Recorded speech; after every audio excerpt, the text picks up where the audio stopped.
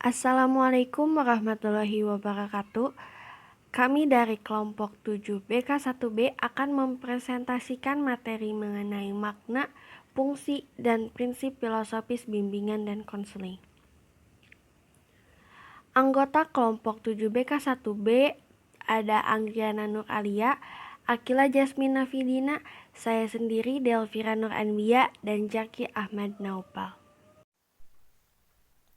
Makna landasan filosofis, bimbingan dan konseling. Landasan di dalam Kamus Besar Bahasa Indonesia diartikan sebagai alas, dasar atau tumpuan. Adapun istilah landasan sebagai dasar dikenal pula sebagai pondasi. Mengacu kepada pengertian tersebut, kita dapat memahami bahwa landasan adalah suatu alas atau dasar pijakan dalam suatu hal, suatu titik tumpu, atau titik tolak dari suatu hal atau suatu pondasi tempat berdirinya sesuatu hal. Kata filosofis atau filsafat adalah bahasa Arab yang berasal dari kata Yunani yaitu filosofia.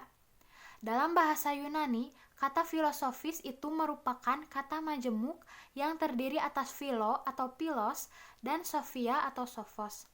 Philo artinya cinta dalam arti yang seluas-luasnya, yaitu ingin mengetahui segala sesuatu. Sementara sophia diartikan sebagai kebijakan atau hikmah. Dengan demikian, filsafat itu artinya cinta kepada kebijaksanaan atau hikmah atau ingin mengerti segala sesuatu dengan mendalam. Sikun Pribadi 1981 mengartikan filsafat ini sebagai suatu usaha manusia untuk memperoleh pandangan atau konsepsi tentang segala yang ada dan apa makna hidup manusia di alam semesta ini. Dapat diartikan juga sebagai perenungan atau pemikiran tentang kebenaran, keadilan, kebaikan, keindahan, religi, serta sosial budaya. Berarti, landasan filosofis bimbingan dan konseling adalah asumsi filosofis yang dijadikan titik tolak dalam rangka studi dan praktek bimbingan konseling. Asumsi tersebut adalah jawaban yang menyangkut pertanyaan tentang apakah hidup itu, dari mana asal manusia dan kemana perginya, siapa manusia itu, dan pertanyaan sulit lainnya. Pertanyaan-pertanyaan itu tidak mudah untuk dijawab karena menyangkut misteri hidup. Yang tepat merupakan teka-teki bagi manusia. Nah, selanjutnya ada fungsi filosofis, bimbingan, dan konseling. 1. Setiap manusia harus mengambil keputusan atau tindakan.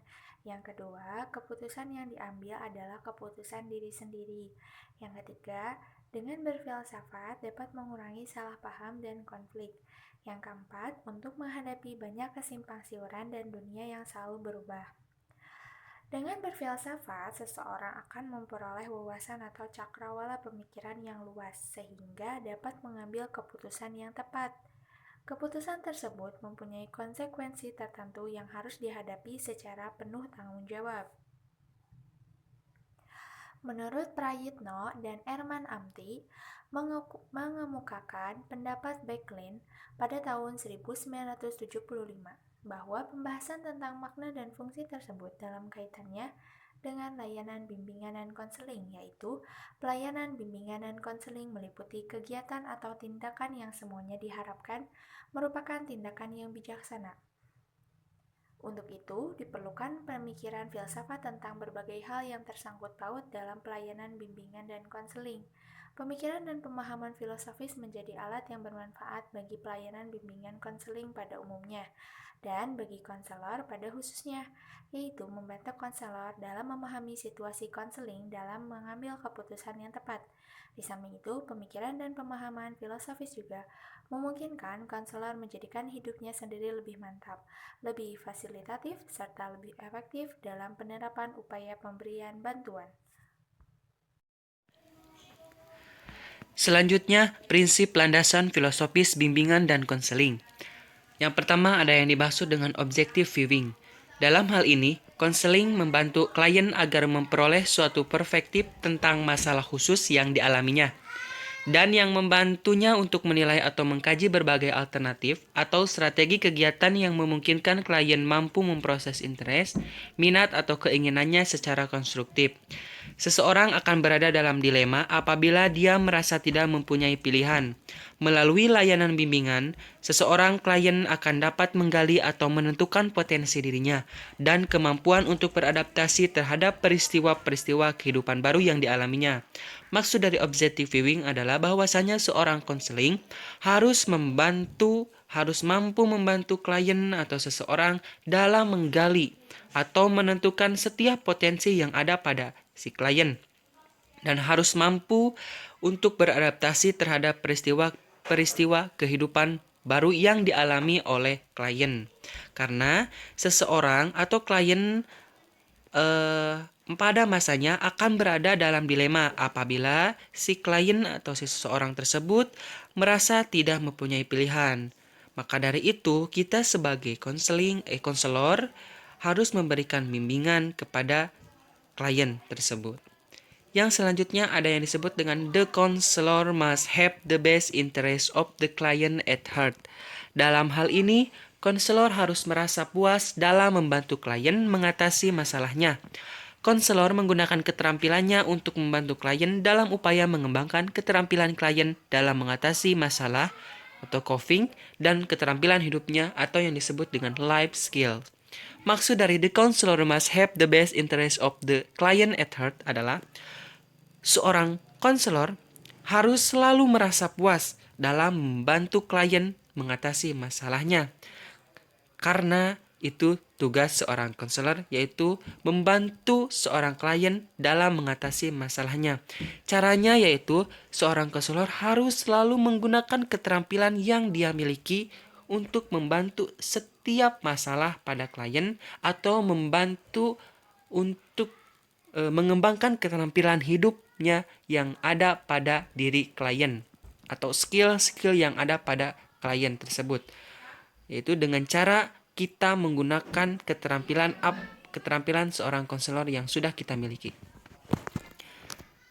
Selanjutnya, Johann J. Vitrovesa et al. Tahun 1980 mengemukakan pendapat James Cribin tentang prinsip filosofis bimbingan dan konseling. Nah, prinsipnya yaitu sebagai berikut. A. Bimbingan hendaknya didasarkan pada pengakuan akan keilmuan dan harga diri individu atau klien dan atas hak-haknya untuk mendapatkan bantuan. Ya, jelas bahwasanya seorang konselor harus membimbing setiap klien dengan keilmuan dan tak lupa dengan harga diri individu. Ya.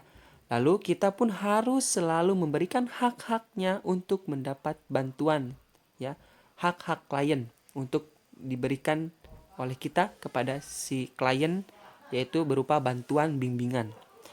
Yang B yaitu bimbingan merupakan proses pendidikan yang berkesinambungan. Artinya, bimbingan merupakan bagian integral dalam pendidikan. Maksud bagian integral adalah bahwasanya bimbingan merupakan suatu proses untuk memberikan atau supaya pendidikan itu didapatkan oleh seseorang secara utuh atau pelengkap, bisa disebutkan untuk melengkapi pendidikan itu agar supaya jadi lengkap diberikan pendidikan tersebut, yaitu dengan cara bimbingan.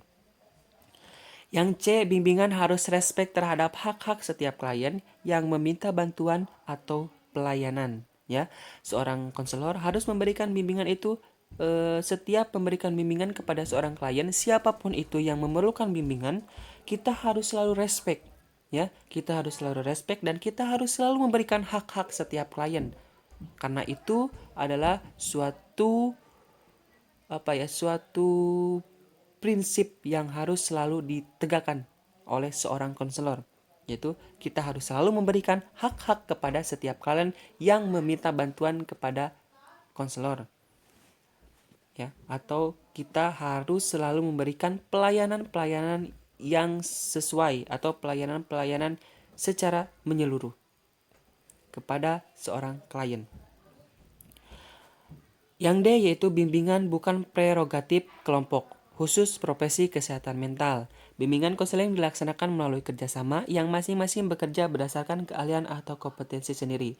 Maksud dari prerogatif adalah hak khusus atau istimewa. Jadi dalam bimbingan dan konseling tidak hanya khusus untuk prosesi kesehatan mental saja, tidak hanya untuk bimbingan kesehatan mental, tetapi umum, ya, bisa diberikan oleh kepada siapa saja itu bimbingan tersebut. Tidak dikhususkan untuk profesi kesehatan mental, namun ada kompetensi atau keahlian masing-masing. Ya, setiap konselor, setiap orang yang membimbing mempunyai keahlian atau kompetensi sendiri-sendiri. Yang fokus bimbingan adalah membantu individu dalam merealisasikan potensi dirinya.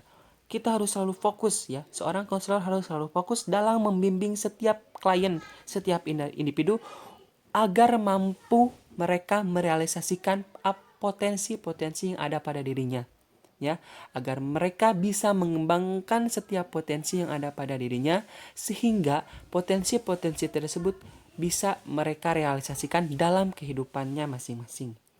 Yang terakhir adalah bimbingan merupakan elemen pendidikan yang bersifat individualisasi, personalisasi, dan sosialisasi. Sekian presentasi dari kelompok 7. Mohon maaf atas segala kesalahan atau kekurangan baik dalam tutur kata atau misalkan dalam penjelasannya. Nasrun minallah wa fathun qarib wa basyiril mu'minin. Wassalamualaikum warahmatullahi wabarakatuh.